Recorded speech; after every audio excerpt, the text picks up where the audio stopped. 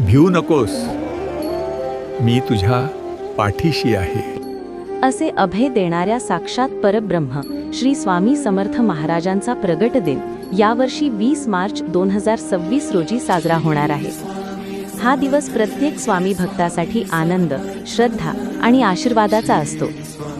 श्री स्वामी समर्थ प्रगट दिनानिमित्त विशेष सुवर्ण संधी 28 फेब्रुवारी ते 20 मार्च या 21 दिवसांत नामजप सेवा केल्यास स्वामींची कृपा लाभते आणि मनोकामना पूर्ण होण्याचा मार्ग खुला होतो.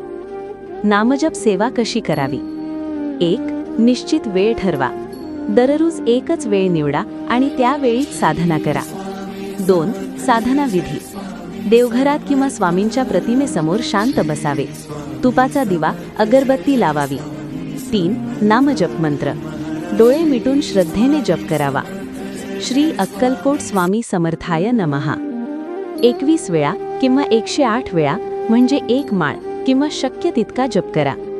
4. प्रार्थना. जपापूर्वी मनोकामना सांगा. जपानंतर स्वामींच्या चरणी नतमस्तक व्हा.